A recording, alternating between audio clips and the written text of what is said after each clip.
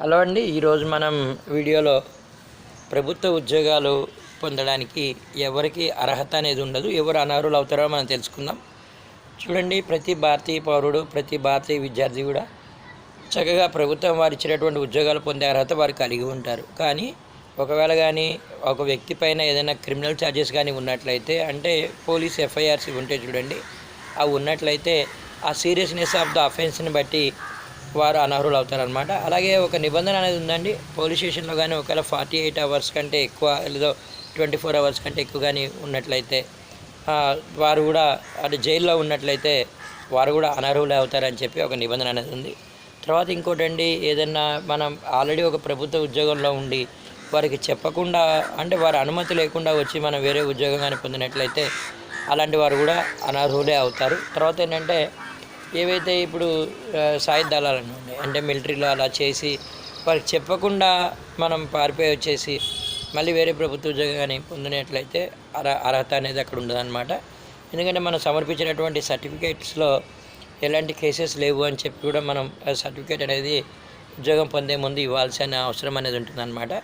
తర్వాత ఇంకా చిన్న చిన్నవి ఆ విద్యార్హతలు ఉంటాయి, వయో నిబంధనలు ఉంటాయి, అలాగే ఫిజికల్ ఫిట్నెస్ అనేది ఉంటుంది. ఇవి మనం ప్రూవ్ చేసుకున్నట్లయితే ప్రభుత్వ ఉద్యోగం పొందడానికి మన అర్హత అనేది ఉంటుందండి.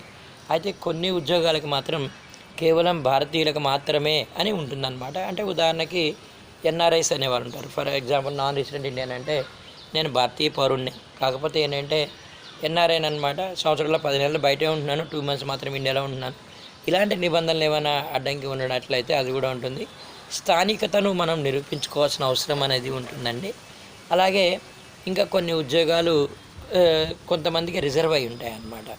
అలాంటి సందర్భంలో వారు మాత్రమే అర్హులు అవుతారు, కానీ వేరే వాళ్ళు అనర్హులే అవుతారనమాట కదండి. ఇవి చిన్న చిన్న విషయాలు మనం తెలుసుకున్నట్లయితే ఎలాంటి సంకోచం ఉండకూడదండి మనకి. నాకు ప్రభుత్వ ఉద్యోగంకి నేను అనర్హున్నా అని చెప్పే ఆలోచన అయితే రాకూడదండి. అన్లెస్ అండ్ అంటే ఏదైనా కేసెస్లో ఇరుక్కోవడం, దొమ్మిలో మనకు తెలియకుండా ఒక్కొక్కసారి ఉద్యమాల్లో కూడా వెళ్ళిపోతుంటాం. ఉద్యమం కేసులు అనేవి ప్రభుత్వాలు సడలిస్తాయండి, దాని గురించి అంత సీరియస్నెస్ కాదు.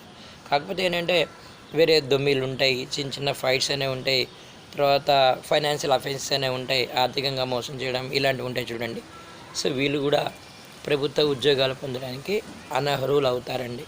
సో మనకి ఎలాంటి సంశయం అనేది ఉండకూడదు, నేను అర్హున్నా కాదా అని చెప్పి చక్కగా ఎలాంటి గవర్నమెంట్ జాబ్ పడినా సరే తప్పనిసరిగా మంచిగా ప్రిపేర్ అయిపోయి ప్రభుత్వ ఉద్యోగం మీరు పొందాలని చెప్పి నేను మనస్ఫూర్తిగా కోరుకుంటున్నానండి.